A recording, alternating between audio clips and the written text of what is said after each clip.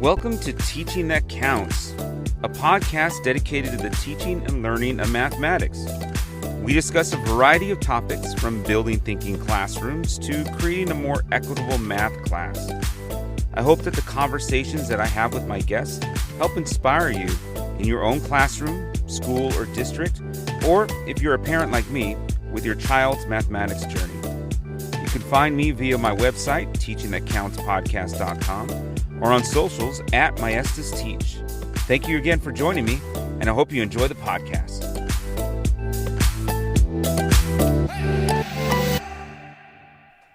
Well, welcome everybody to the third episode of Teaching That Counts. I'm excited for you guys to listen to this episode, one in which I am joined by a extraordinary classroom management consultant and author, Grace Dearborn. She's written books such as Picture This, Conscious Classroom Management, and several others on classroom management and engagement. Grace is such an awesome person I've met. I've had the chance to see her both in her online workshops, in her webinars, and also in person as she's come to our district many times to talk about classroom management and engagement and just getting the kids and the culture in your class to be in a place where students are ready to learn. So in our conversation today, you'll hear Grace talk about classroom management. Of course, that's her cup of tea. We talk a lot about management in group work because we've been talking about building thinking classrooms on this podcast. And when we have students in vertical non-permanent surfaces and in randomized groups, that creates situations where students do continue to be off task. They continue to do, they continue to have misbehaviors. And a lot of times, especially when we're new to teaching in this format, we also have to consider the new ways that we might have to manage the class. So I think Grace gives such a some great advice to how we can start to manage misbehaviors in classes where we're using vertical non-permanent surfaces, where students are working in groups, and where there's a lot of movement in class. We have some great moments where we talk about games and engagement and how to get kids involved using games and competition. That's always fun in class.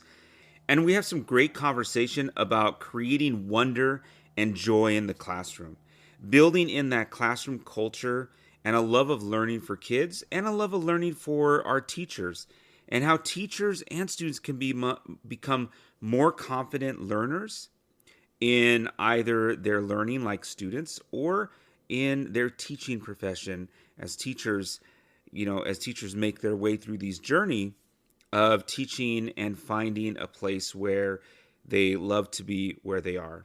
So I'm super thrilled to share this podcast with you. I hope you enjoy it. Again, her name is Grace Dearborn, and she is just an amazing person. I hope you go out and you look her up and find her books and her webinars and things online. She's got such a great amount of useful information for you guys. So enjoy. Here we are, Teaching That Counts, episode 3.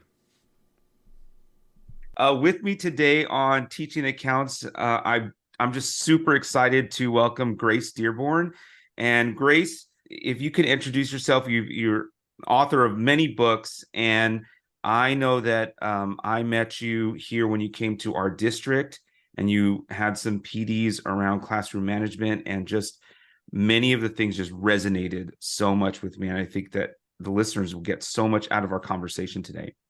Oh, well, fingers crossed. Yeah, just introduce yourself to the listeners. All right. Hi, everyone. My name is Grace Dearborn. I am the Executive Director of Conscious Teaching at the moment.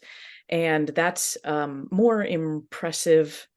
impressive rather than it sounds. That's less impressive than it sounds. Yeah. I was a classroom teacher for a long time in the East Bay of the San Francisco Bay Area.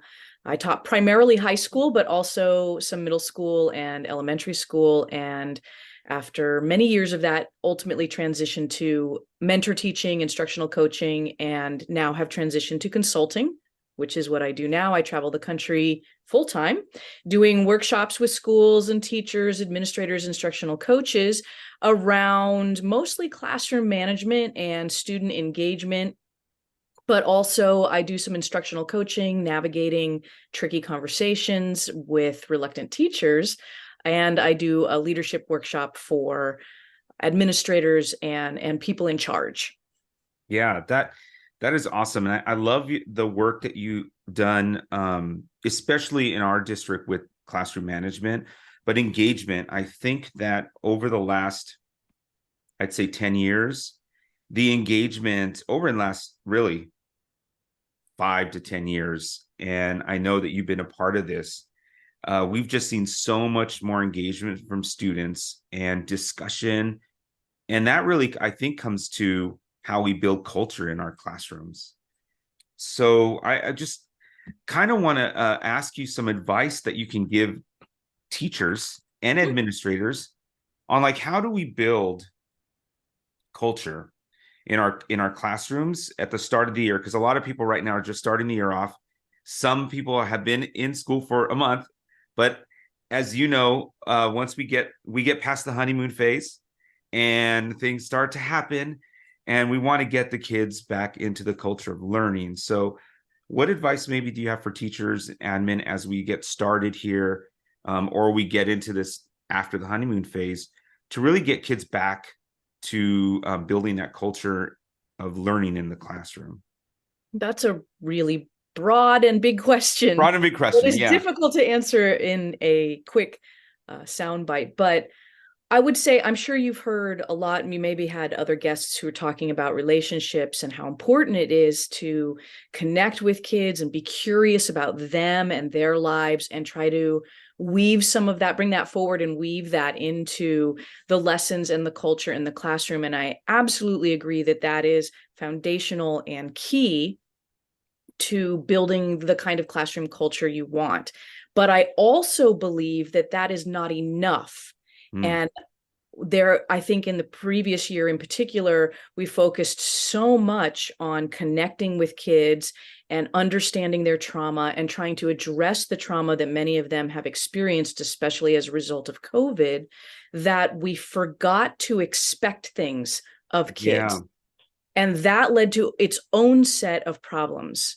And I really believe that the key to a positive classroom culture is a balance between knowing the kids, connecting with the kids, loving the kids, and holding the kids accountable for appropriate behavior and for engaging with the learning.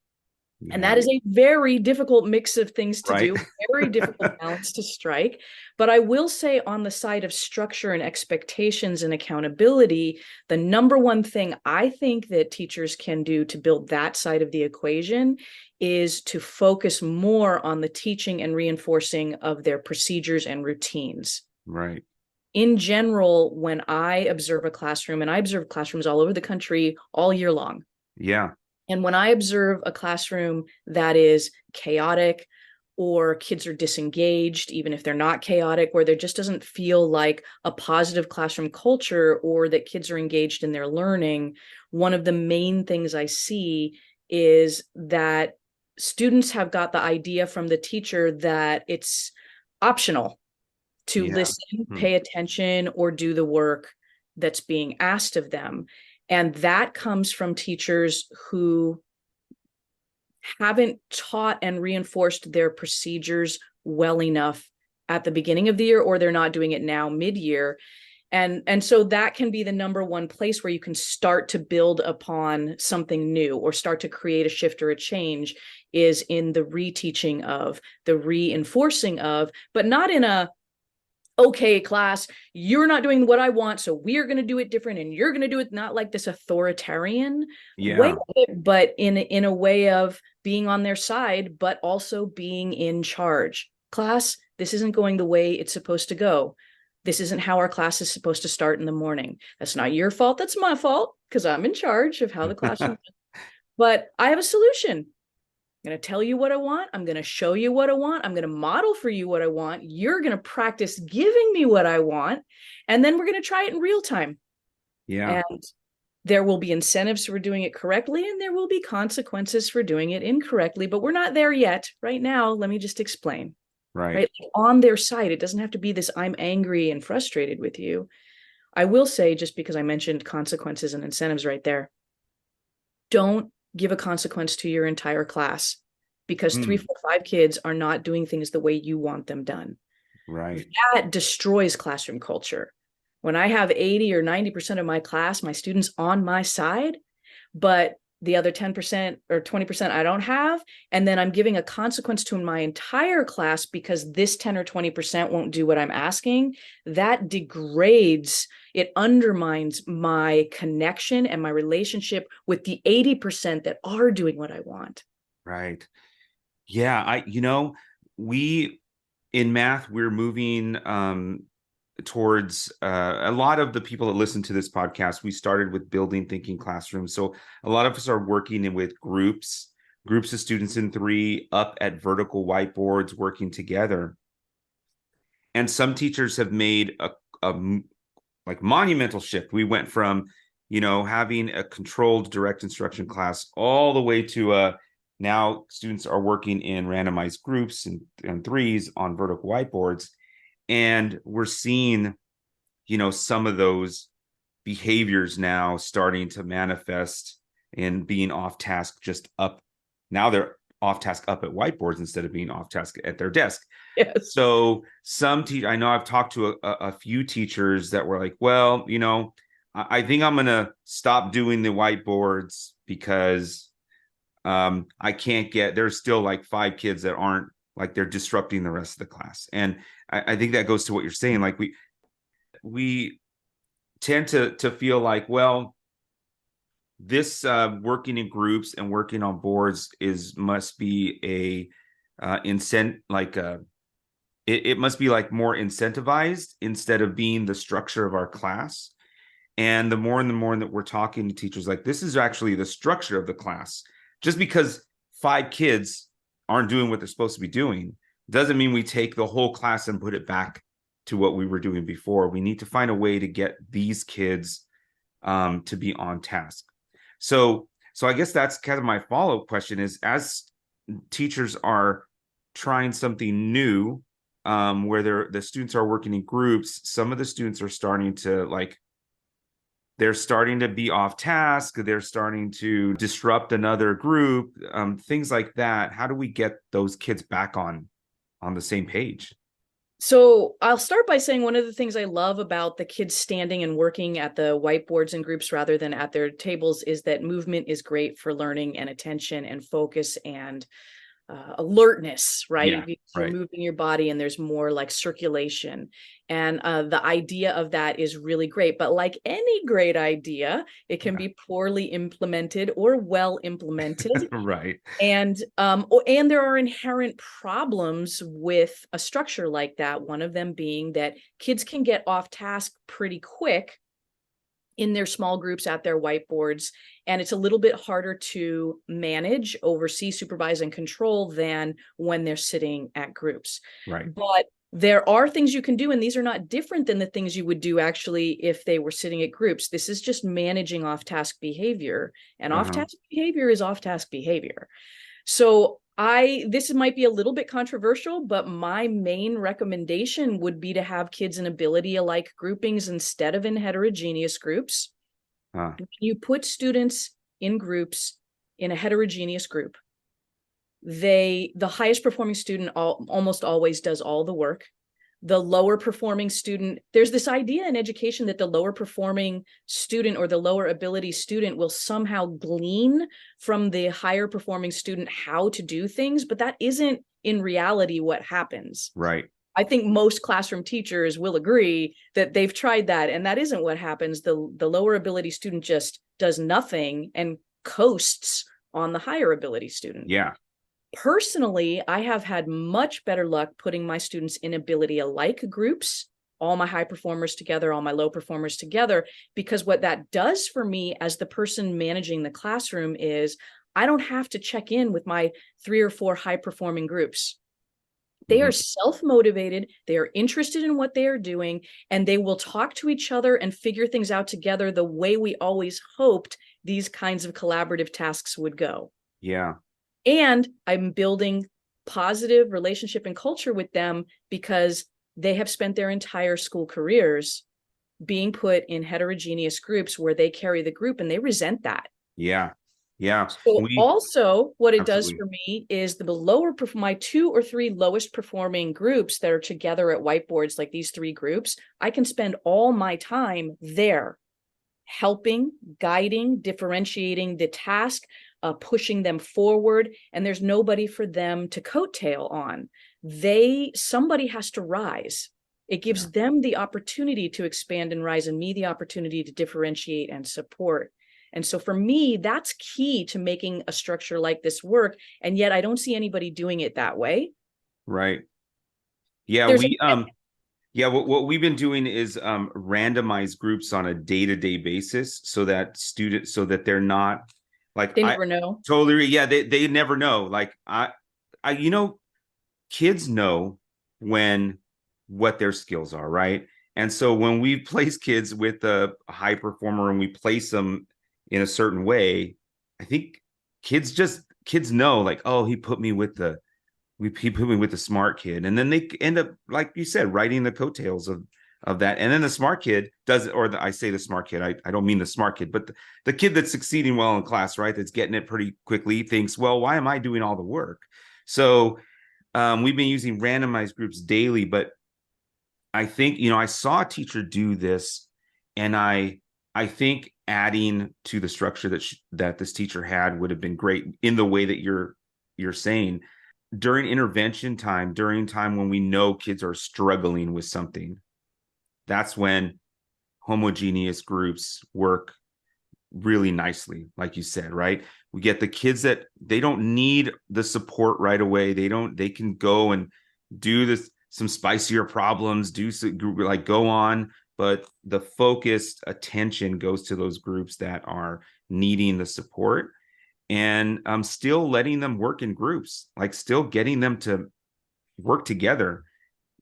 And I totally agree with that. I see that working great in intervention. I see that working great for management But it doesn't have to purposes. just be for intervention. So there's a middle ground, You're right? right, exactly. Or having your kids up at these whiteboards and it's a little bit chaotic and there's a certain percentage of students who aren't really engaged, aren't really getting it.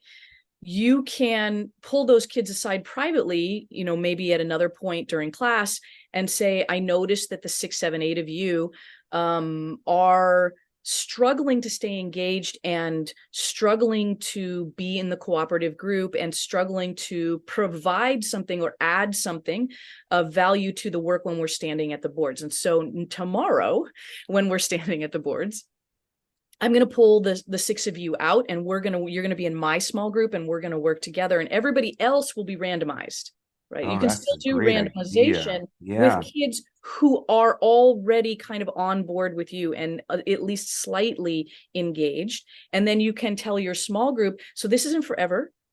right. I think it will help you if I'm more clear with you about how this structure is supposed to work. And we'll do that by you being in my small group today. And then if I feel like you're there and you're contributing and you're moving forward with this, then tomorrow you'll be back in the random mix. So you still need to pull out, even if you're doing random, you can do that, but you still need to pull out a need. This isn't a punishment, right? This is intervention. I'm not punishing you. I'm saying you need more than what this structure is providing. And I'm going to provide that more until you have it. And then I'm going to put you back in the structure with everyone else. But the other thing, and if you don't want to do that, I get it.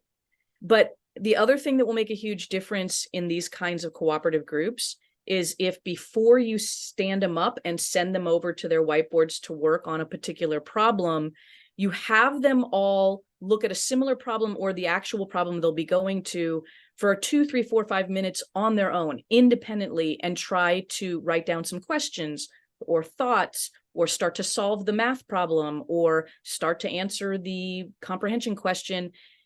When we throw them cold, you always get the higher ability person doing most of the work, because the kids who aren't really, really quick at these kinds of things, even if they are high ability, even if they are engaged and interested, they don't have the opportunity to quietly, alone, individually have thoughts before their higher speaking, their quicker speaking colleague jumps in there and starts going, okay, this, that, and they could have, but they never get the chance. And Mm. so really high quality collaborative group work in any structure always works better, is more rigorous for everybody if they get 2, 3, 4, 5 minutes of silent, independent attempt at the work that they're going to be doing in the group before they go to the group. Mm. So they're ready to have something to share. And so the people who process a little bit slower have the opportunity to process ahead of time and be ready to share when they get there. And really, nobody does that. And it makes all the difference Yeah. in how in depth and rigorous and interesting the collaborative conversations become in the work that they do together. Yeah.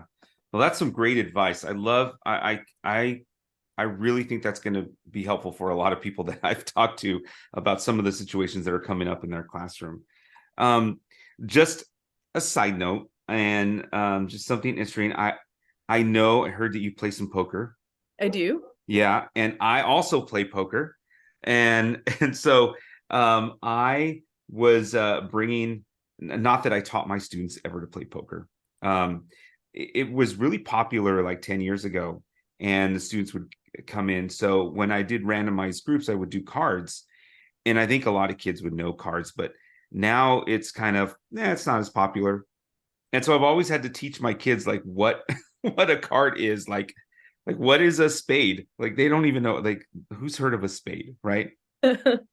So I wanted to ask, like how often do you play poker? Do you still play poker Oh, often or for so fun? I have been playing in a regular game with some of the same guys for 20 years. Wow. It started a long time ago with some people I knew on this friend's houseboat, and he would host the games, and we would all go and play. And I was the only female playing, Yeah. and but I loved it. I love all kinds of card games and board games, and I love games in general. And we played for years and years, and then people went their separate ways and had lives and children and partners and moved and things. And then there was like a big gap. There was a big gap of time, maybe 10 or more years, where we weren't playing. And then we all saw each other at one of my friends' like 50th birthday parties. Everybody came back together for this person's 50th birthday party. And everybody was like, hey, have you been playing poker? No, I haven't been playing. Hey, what? There's a bunch of us here at this party. Maybe we should get the game back together. And so we tried to get it back together. And so I've been hosting it since then. Every month we play once Nice. a month, and we've been playing again for, I don't know, about 5 or 6 years maybe now. Wow. That's Yeah. great. It's so much fun just to be with other people and to have a night of I see it very, I'm a math person, so I see very probability based as it. But I know that people, and I'm I sure do know you, some people. yeah. So you have that human element as well. Yeah, I play for the social. I'm super competitive, but and I'm competitive when I play, but I play more for the social aspect. Like I just like being with these people and playing a game, and the stakes make it a little bit more interesting, right? But Yeah, we don't play so high stakes that people go home going, "Oh no, how am I going to pay my rent?" Right? yeah, We play at a low enough bet level that right. the most you're going to lose in a night is if you had a really bad night and you kept buying in when you shouldn't have, you might lose $120. And if you had the best night ever, you might win $120. Like that's the maximum outside. If you kept buying in when you shouldn't have, you should have just left the game after you lost 40 kind of thing. Yeah, And we're all in our 50s and 60s and have the type of income that can sustain $100 loss once a month yeah, if that were to happen. But of course, you don't lose every time. And right. And it just goes to I had a thought. Games just bring people together, and I wonder how we can bring some of that into our classrooms.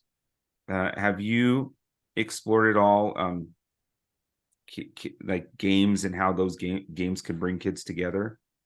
Well, certainly, doing reviews, using competition to do review of information, but I like to use competition where there, even if, where there can be multiple winners and where nobody really loses Yeah. anything inside Yeah. the competition, right?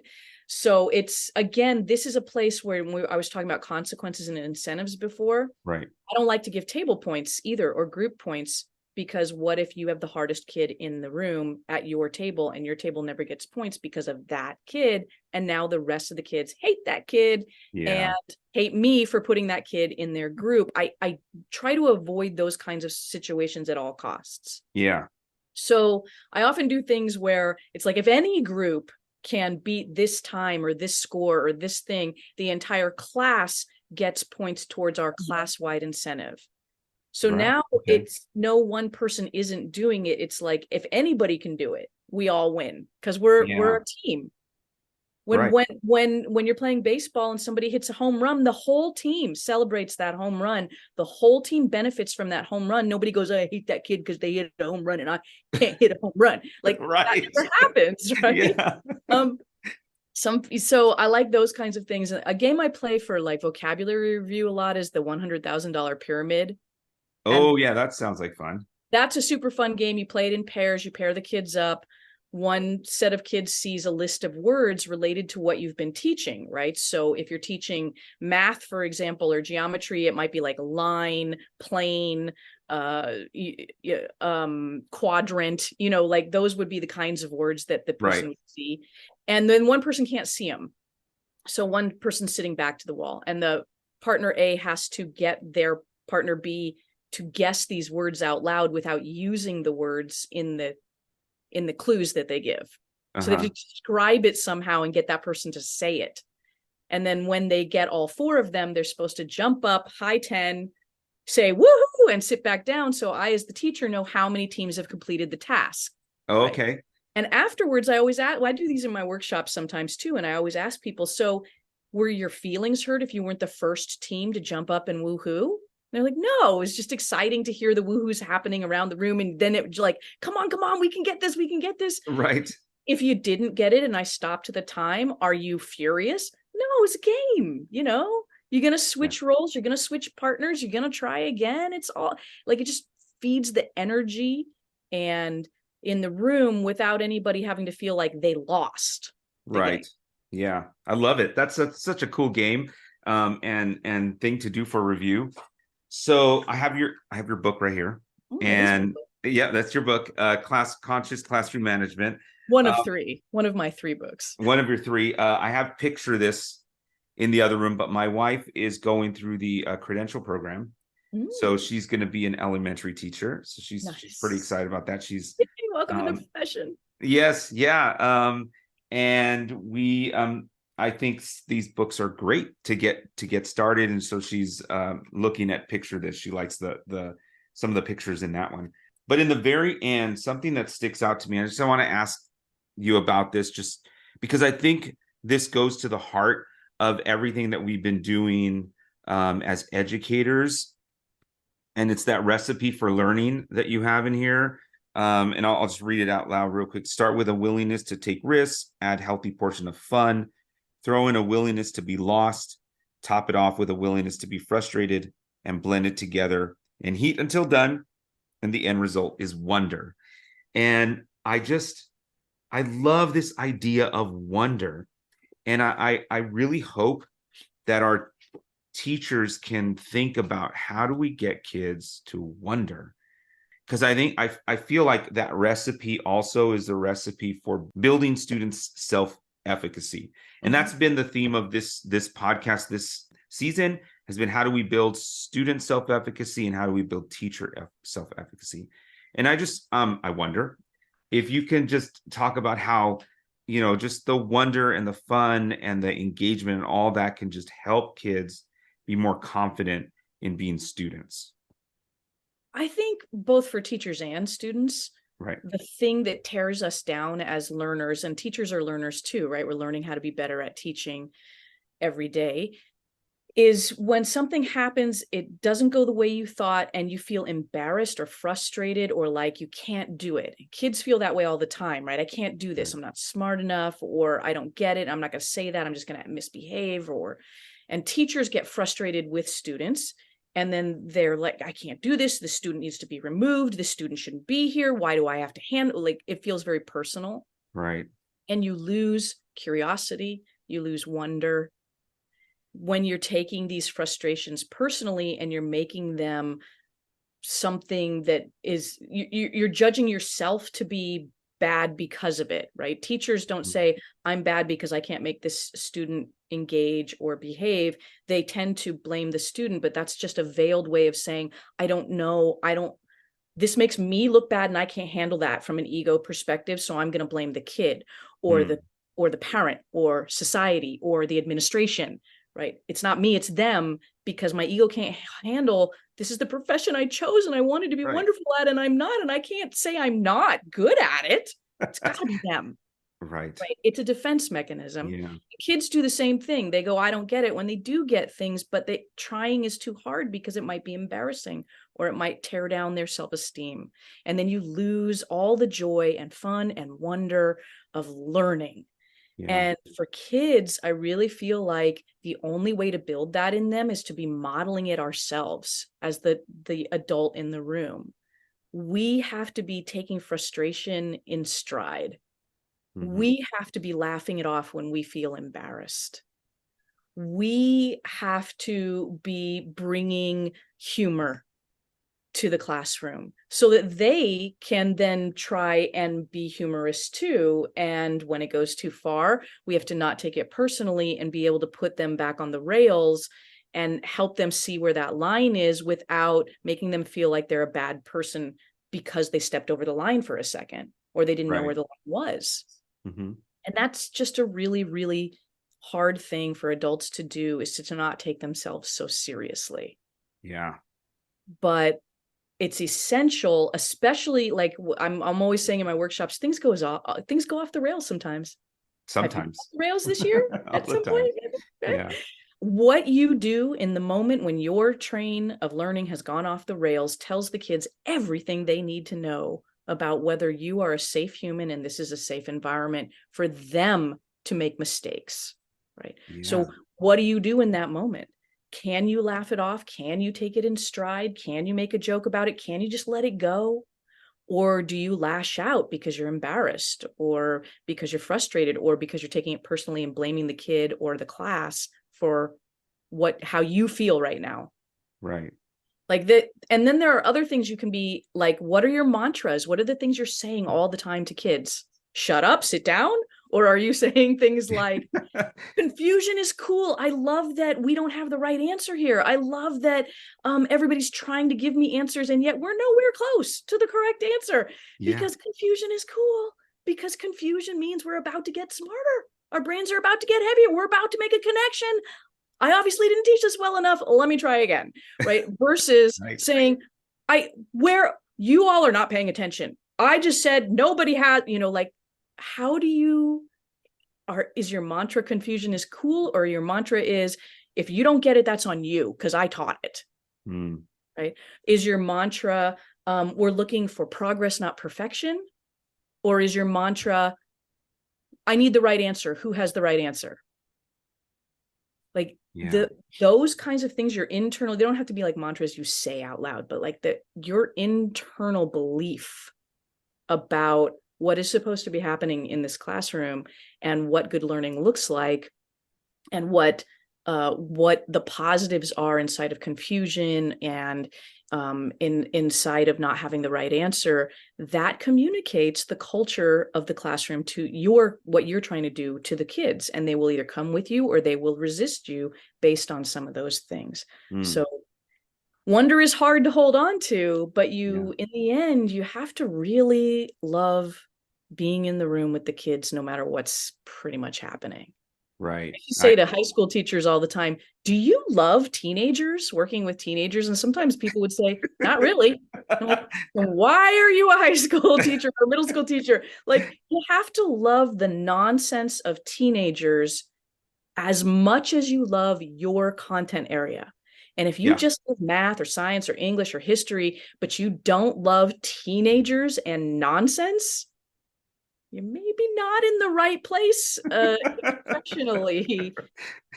Because you're never, if all you love is your content, you're never going to create a positive culture. You're never going to have wonder and joy and humor in your Yeah. classroom.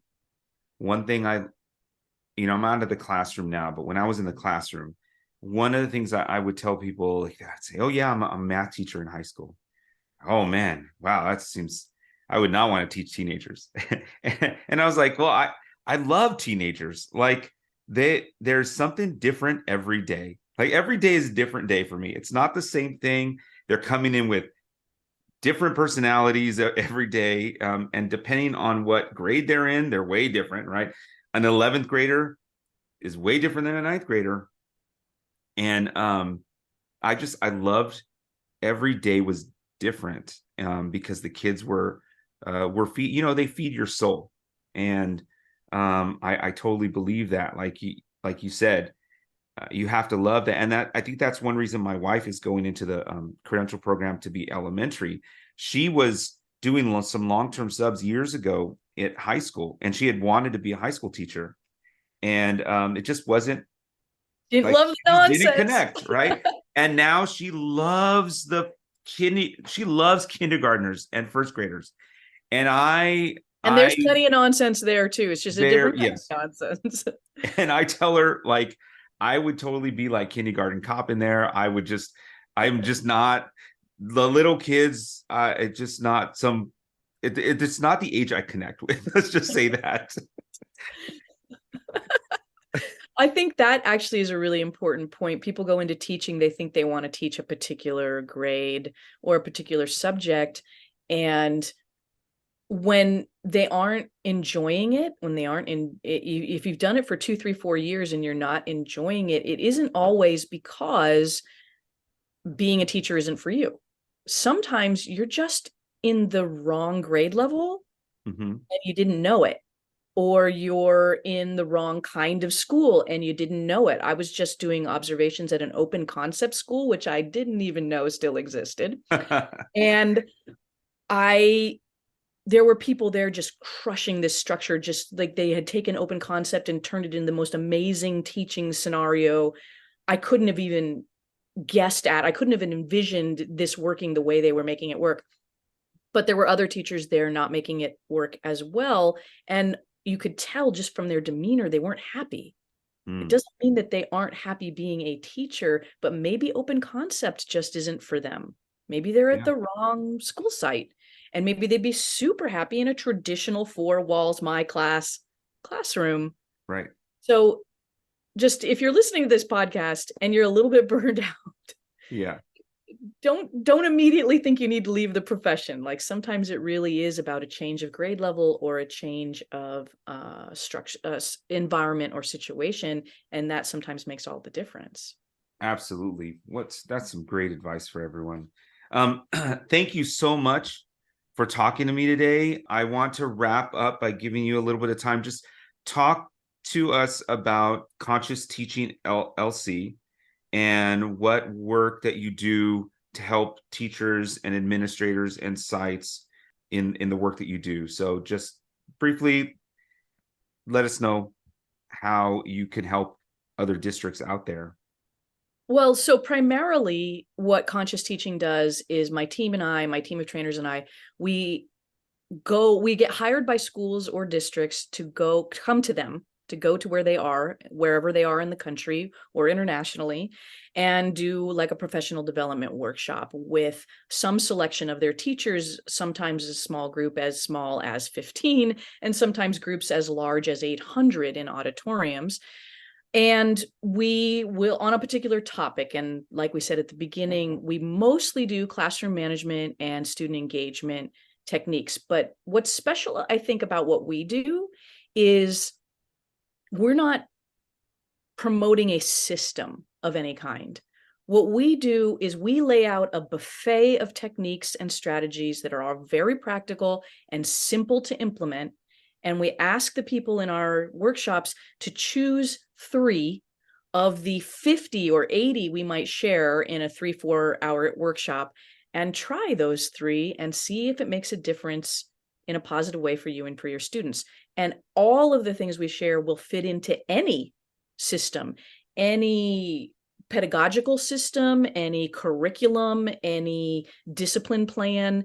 So you never have to like throw anything out in order to take something from us and apply it. They're all add-ons, if you will. Yeah.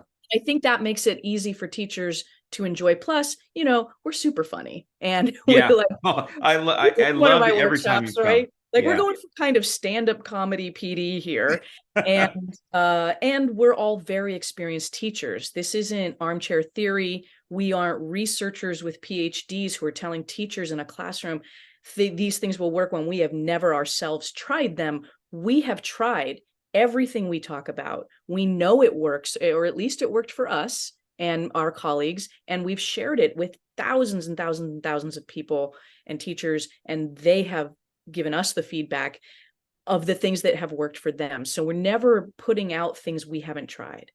And in that way, we try to support people when they're feeling frustrated, or they're starting to burn out, or they've lost inspiration for what they're doing, to help them solve problems that they're having to lower their frustration in simple ways, doing simple, small changes in their classrooms. So that's the primary thing we do. We do them as webinars also. So if you can't afford to bring us out, or you are in a location that you can't bring people to, like I have a client in Alaska who it's very difficult to bring me there because of the expense of the travel. And so we can do webinars, trainings, live webinars with them as well. And we all taught during COVID. We all taught online lessons. The things we talked about, like engagement for online learning, we were trying those things. We were making those things work. And so we know what works in online learning as well. And that is something we can bring to our webinars. Yeah, I remember one of your webinars. I was standing doing the stretches. It's making you do standing stretches. Yep. You can't sit for that long. Nope. And that's the other thing. The things that we are talking about for engagement are also the things that we use in our workshops. So we're not stand and deliver, you sit and listen and take notes. We do a little of that because you do that in a classroom, but we also do all the engagement things we're telling you will work with your students. We will be doing in our design of the workshop too, so you can feel how it impacts you as a learner and then maybe be more willing to try it. So workshops and webinars, that's our kind of our primary bread and butter. We also have books, and they all have book studies and things that you can do. And we have video courses that are self-paced, that if you can't afford a webinar, or you want something that your teachers can access all year and be building on all year on their own schedule, or you want to use it during staff meetings, we have online video courses for that too. Some work being done on the house next to there. And so those are the primary things that we have to offer. Awesome. Yeah. Well, anybody out there that's interested, I highly recommend working with Conscious Teaching LLC. I've learned so much. I know the teachers have learned so much. They can reach out to you or find you online where can they find you online? Oh, you can find me online at consciousteaching.com.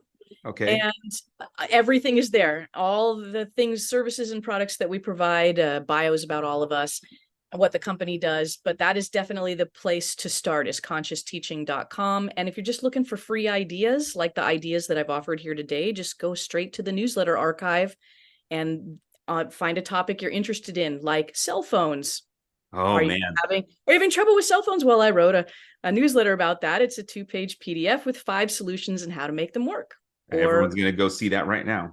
Or pencil sharpening, or kids not bringing pencils to class. I wrote a newsletter on that. Or bigger things like community building techniques are there too, and that kind of thing.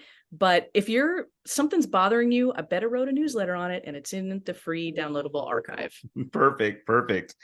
Grace, thank you so much for joining me today on Teaching That Counts. I really appreciate the conversation, and I hope everybody has as well. Wonderful. Thank you for having me. This was absolutely a joy. Thanks.